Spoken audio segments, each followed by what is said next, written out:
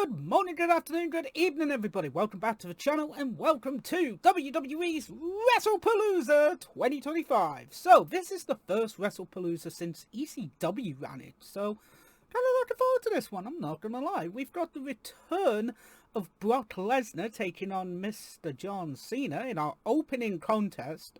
Can't believe this is the opening fucking contest. We got Cody Rhodes taking on Drew McIntyre in our main event for the WWE Championship. And we've got a returning AJ Lee and CM Punk taking on Seth Rollins and Becky Lynch. Let's get to the AJ Lee stuff right now. What the fuck? Like, I thought Punk would never come back to WWE. I would have legitimately bet money on AJ Lee not returning. I would have bet £100,000 that AJ Lee would never return to WWE. Not because of anything bad or anything indifferent, but she pretty much at the time did everything she wanted to do in the WWE. She was a 2-time Divas champion. She had a great run as a heel. She was a good babyface. I genuinely thought she was done. Like, I thought she rolled off into the sunset and did everything she wanted to achieve. The fact that she came back and is wrestling on a full-time contract, I believe, like, it blew my mind that AJ Lee's back. Like, genuinely, it's a shocker. Was not, you know, like, I'm genuinely surprised by it. I never thought this would happen. Never in a million years. Again, I would have bet money that this would have never happened. Like, this would have happened, to be honest with you. Like, I really thought this would never, ever go down. The fact that she came back, and yeah, she was a little nervous with her promo on Raw, but she's kind of going to get back into the swing of things, I think. A lot of people I've seen online are like, well, why are they bringing back the Divas, you know, the Divas era of wrestling? Well, who would you have had in this situation? With, you know, fucking, what's, Roxanne Perez, there we go. Roxanne Perez is with the Judgment Day doing their gimmick. Cora Jade's not in the company anymore. So who the fuck are you going to have? Legit, who are you going to put in this predicament if it's not AJ Lee? Some people are just not built for the storyline that they're going to do. And I get that, and I respect it, but you can't just shit on, you know, somebody returning because it doesn't fit your narrative or you don't like it. I'm sorry, but jog the fuck on. This AJ Lee's return is not meant for you. It is meant for people who grew up watching her or want to, or they have children themselves and they can show an actual role model that isn't like built like fucking Stephanie Vacquez, Io Sky or anything like that. Is an actual warrior in her eyes. So if you don't like it, jot the fuck on, get the fuck out of my channel, because I'm going to sit here, and again, the storyline's not for me, but I'm going to enjoy AJ Lee's return. So we're going to have that. And this is now WWE's first pay-per-view on ESPN as well. Like, let's talk about that as well. That's fucking massive. You know, I thought WWE going on Netflix in the UK was massive, but now WWE are going onto ESPN. This is now a legitimate sport to some sort of a degree when it comes to WWE, you know, in America. ESPN never really had WWE. I think they may have had Raw back in the day. I could be wrong. But now that it's actually on SportsCenter, they're going to talk about it. They're going to have more celebrities. It's more eyes on the product. That's massive. Like, that's huge.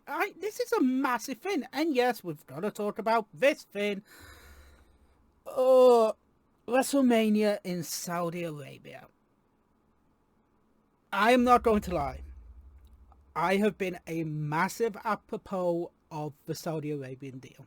I have been for many, many years. I do not agree with it. I do not think it's a good idea.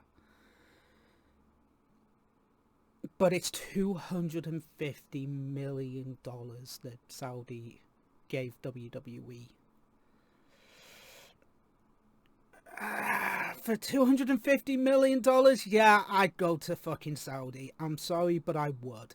Like, that's money that they can pump into other ventures and other situations and help charities and stuff like that.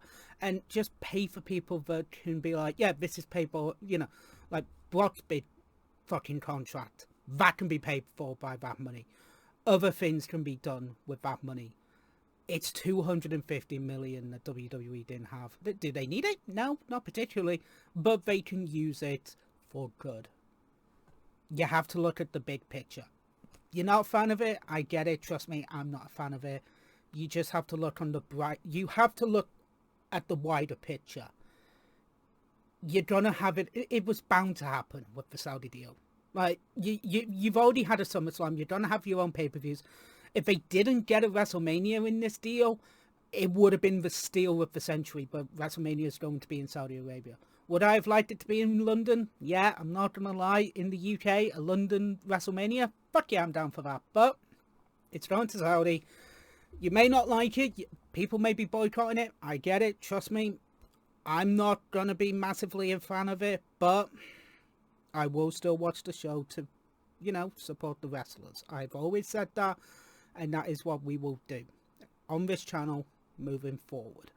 Now that all that's out the way with, because my God, that happened within the space of a month, people. Let's get to the pay-per-view. I know who we've got on commentary. We've got Wade Barrett, Michael Cole, and Pat McAfee. I'm very happy we have McAfee back for this show. If it's just this show, I'm happy. Also, interesting thing, Corey Graves took an F5 from Brock Lesnar. Royal Rumble, perhaps? I don't think so, but yeah. Hey, weird things have happened in this world, and I would like to see Corey Graves back in the ring if he can go, if he wants it. That would be very, very, very awesome to see. So, let's finish watching this. That WWE announcing that ESPN and WWE and all that, and let's get to Brock Lesnar versus John Cena.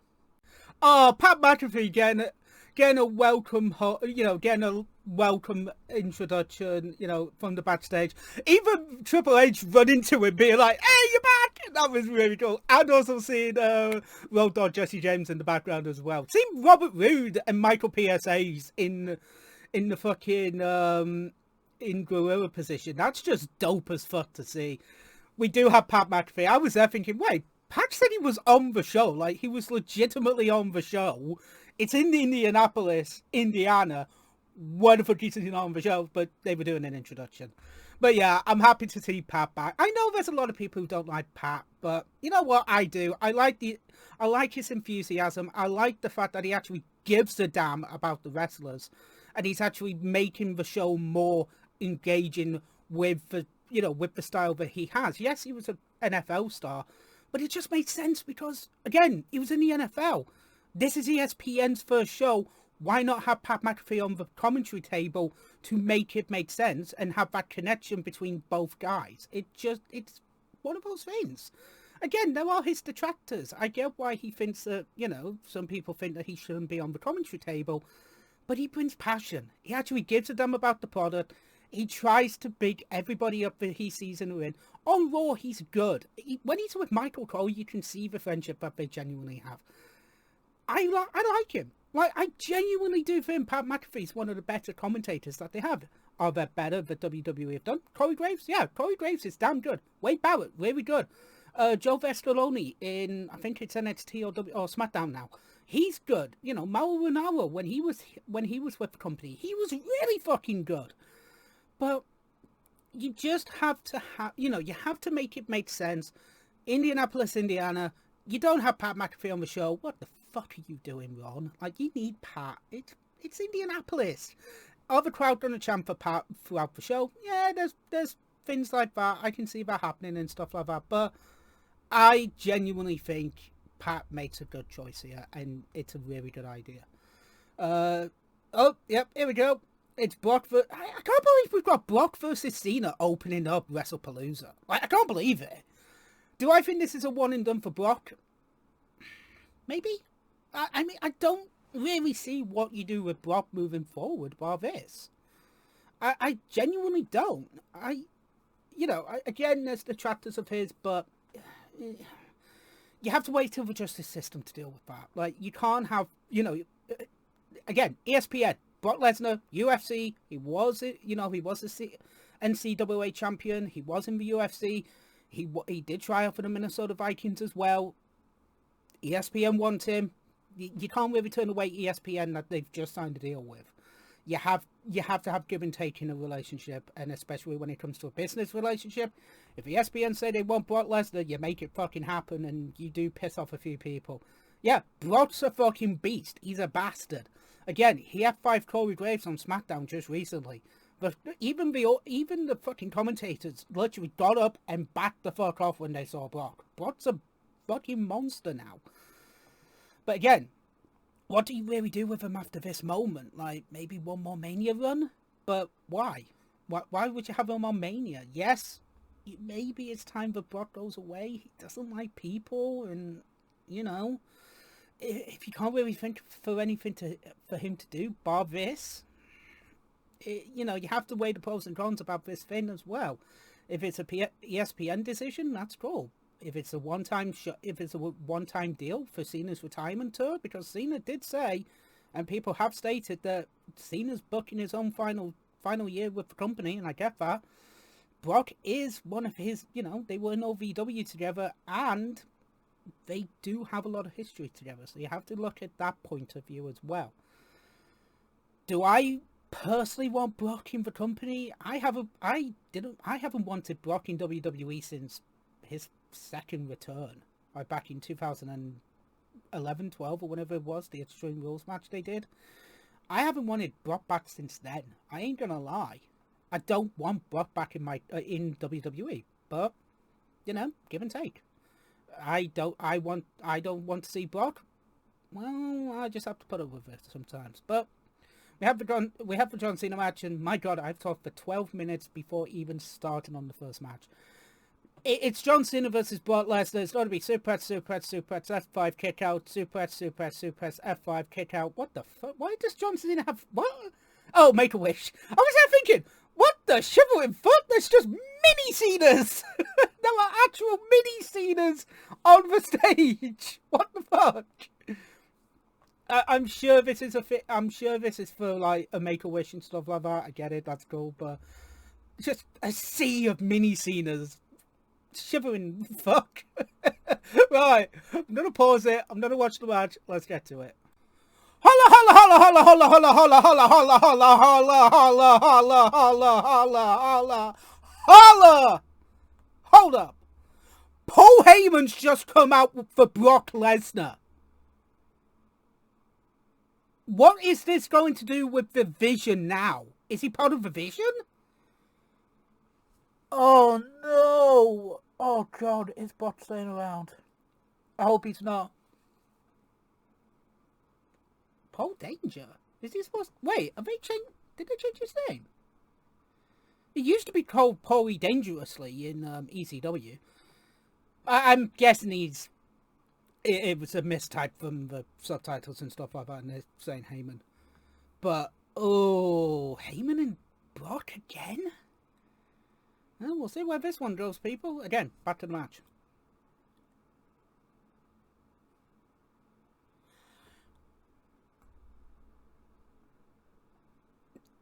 Brock won. Brock just basically told Cena to go fuck himself and completely killed him. Like, legitimately. Just... like 7 F5s, 2 German suplexes, and that's it. Cena used 3 FUs to try and beat Brock, but kicked out of 2 and then just completely killed him.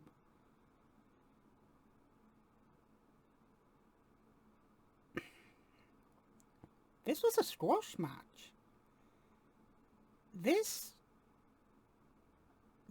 felt like a squash match. This just felt like a fuck you from Brock. I don't know why, but this... No. I don't like this. This was... And I'm not saying that the match was bad. You know, it was a Brock Lesnar match, though. That's why. This wasn't... No, I didn't like it. Like, I don't normally like Brock Lesnar matches, but this one, I kind of feel like Cena should have won this match. He's not really appearing on Raw or SmackDown anymore. He's appearing on... Oh, great, Brock's coming back into the ring to do more damage. Fucking great.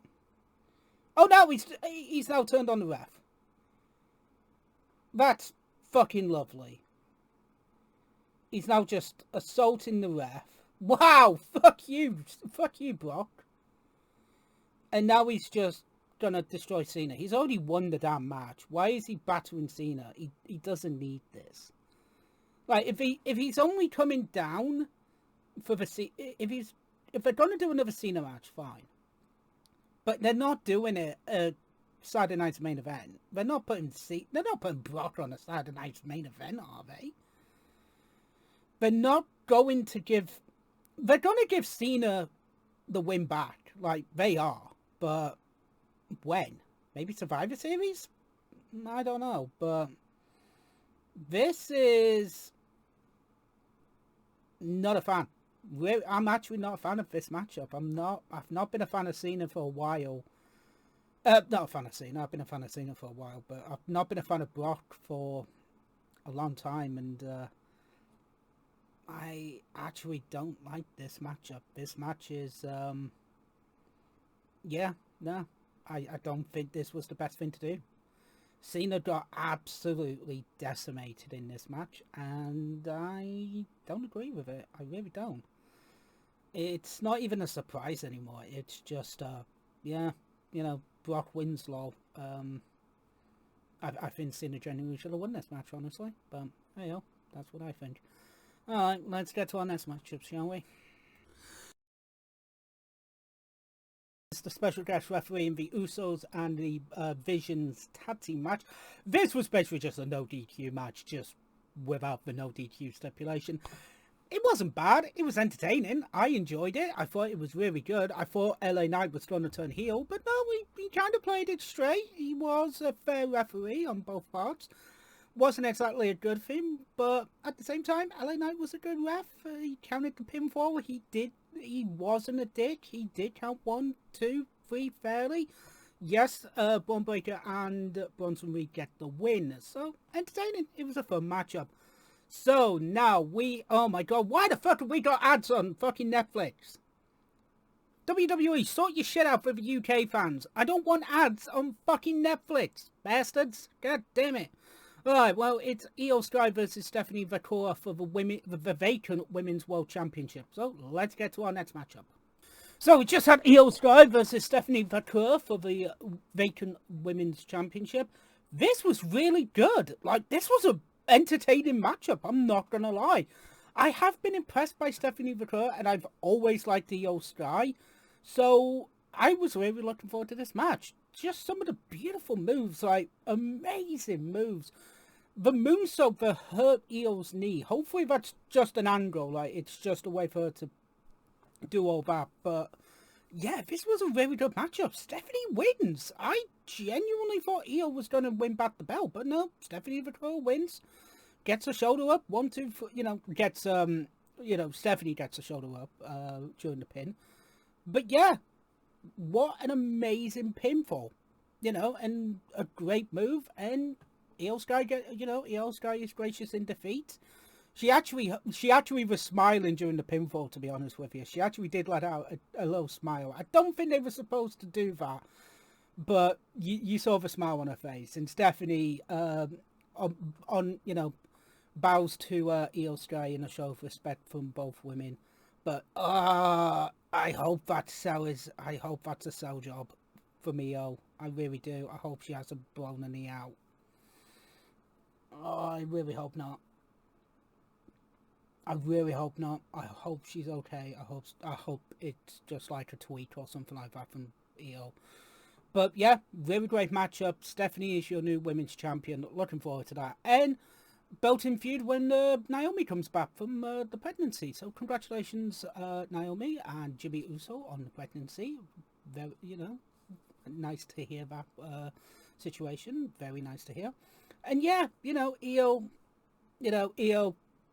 Stephanie, I'm not gonna lie, I actually like this match. I think it might be my match of the night, if I'm honest with you. So, yeah, let's carry on with the show. And after this one, we've got, I think it's Revision versus AJ and Punk. So let's get to this one. Okay, so we just had the intros for the mid-tag match, and I'm not gonna lie, I liked Seth and Becky's intro. They look like SpongeBob from the SpongeBob SquarePants movie. Fucking brilliant. I actually like Punk's a little bit more just with when the switch to AJ's music hit. It felt a little bit cleaner on my end, personally, but it's one of those. It's one of those, you know, it's personal opinions. I like both of the switches. I'm not a massive fan of Becky's new music, but it kind of works for her new gimmick and stuff like that. So it's one of those. Punk's attire is actually kind of cool. I like the fact that he's got the multicolored stars on them. I do like that. I think that's pretty cool. And Seth and Becky are just dressed up in the same attire as well. They just look like fucking idiots. It's funny. I like it. Anyway, let's get to the mid-tag match. Oh my god! Punch just lightly, suicide dived through the top and middle rope. And Seth just flew over the fucking Spanish announce table. And now it's just like, yep. Fuck this shit. Time for Punk to just kick this motherfucker's ass in the crowd. Oh man, this is going to be good. This is going to be a fun matchup. Let's get to it. Oops. Okay, so we just had the mid-tag match, and for AJ's first proper match back, it wasn't bad, but it wasn't good. There was a few things that need to be tweaked and just sorted a little bit, but to be honest, for her first match back, the crowd was into it. I kind of was into it too. I kind of liked the stomp, I'm not going to lie. I also liked the tarantula on the Widow's Peak on Seth. I kind of like that. I like the fact that Punk just no-sold Becky's sharpshooter and just went fuck this and put her in and put her in the sharpshooter. I like that. I'm not gonna lie. I thought that was funny. Becky, AJ wins after making Becky tap out to the Widow's Peak. It was a good little matchup. AJ getting back in the ring, she was always going to have a bit of ring rust, but this was entertaining. It was a fun little matchup. For Mid's tag, yeah, for AJ's first match back, yeah, we'll have to see how she does in a singles match, to be honest, to get the full gauge. But for her first match, yeah, I kind of enjoyed it. They did stall a little bit with the Becky versus AJ bits, but you know what? It worked. I enjoyed it. I thought it was good, and the fact that Punk is smiling that AJ's back and AJ won the match, yeah, I kind of liked it. I thought it was a fun matchup overall. And yeah, I do have a smile on my face that AJ won and AJ's back in WWE. So there's that. I think it was good. It was a good way. Do I think she's going to win the Intercontinental title? No, I really don't think so. I think Rhea should win that belt. You never know, though, so we'll see what happens. I mean, but AJ does technically have a claim to challenge Becky for the title now, technically. She's got a tap-out victory over Becky, so makes sense. But we'll see. So our next matchup is our main event. It is the undisputed WWE Championship matchup between Cody Rhodes and Drew McIntyre. I have no idea what's going to happen in this main event, so let's find out, shall we? Okay, this is fucking weird. So Taker comes out. This is, like, I don't know if this is off script or if it's in the script or not. What? No. Taker comes out. Steph is in the crowd. All of a sudden, Undertaker starts talking about the fight from last week, the boxing match, I think it was. And then, they're just talking and having fun. And all of a sudden, Undertaker just announces her as one of the first inductees for the Hall of Fame. Like, I genuinely don't think Stephanie knew about this. I really don't think. Like, it was a surprise. Like, Hunter was last year, Steph is this year. Like, it was like, in his Hunter voice, I know how to do this. I'm gonna one-up her on pay-per-view at the PLE. She's gonna have no fucking idea. Like, in his voice. You know what? Congratulations to Stephanie. You know what? Congratulations to Steph. She gets her induction into the Hall of Fame. I'm surprised Vince isn't in the Hall of Fame, or Linda for that matter. So you know what, Steph? You know what? She deserves it. Congratulations, Steph. So that is why Undertaker came out. I was a bit surprised. I was like, Undertaker, why are you coming out? Like, why are you about to announce the attendance record or something like that for the Indianapolis building and stuff like that? No, it was to announce Stephanie in the Hall of Fame. I don't think they've ever done a Hall of Fame this early before. I could be wrong. Let me know. Let me know in the comment section down below if they've announced a Hall of Fame inductee soon. Earlier than WrestleMania. So yeah, no, Sean, last year's after WrestleMania 26, they announced it the night after. That's it. So yeah, all right, cool. So let's get to the promo and let's get to our main event. Okay, so we just had Cody versus Duluth for the WWE Championship, and this was an entertaining matchup. Drew tries to claim Cody on the outside, but goes through the table himself, goes through the announcer's table, but manages to get in the ring to try and hit the Claymore again, but sells it. Hopefully it's another sell job. I fucking hope so. But then, yeah, Cody retains and wins the match. This was interesting. I liked it. I would have thought Cody was going to lose the belt, but he only just won it at SummerSlam. So, it was one of those. I do think maybe Drew does deserve a run with the belt in front of crowds, like proper crowds. But it was just a little bit too soon in my eyes. But it was still a great matchup. It was a fun show in general. I'm not going to lie. It was very entertaining. And again, if this is a sell job, please let this be a sell job. Because Drew can do selling very fucking well. Cody wins with the Crossroads, of course. But yeah, good matchup, entertaining. Luckily, this should be a sell job. I hope, fingers crossed. But yeah, good show overall, general. I think it would be a very great, it's an entertaining show, I'm not going to lie. Best match of the night, I'm going to give it to Stephanie and Io. I'll give it to Stephanie Vaquer and Io Sky. That match was just fucking dope. That was a great matchup. Definitely the weaker match of the show was the mixed tag match. But again, that was AJ's first show. You have to take that into account and everything. It is one of those. But again, great show, entertaining. I do highly recommend, if you have Netflix, give it a watch. If you've got a couple of hours and chill out, definitely give it a check. So yeah, I will leave you guys with that. And those are my thoughts of WWE's Wrestlepalooza 2025. I hope you guys have a great time.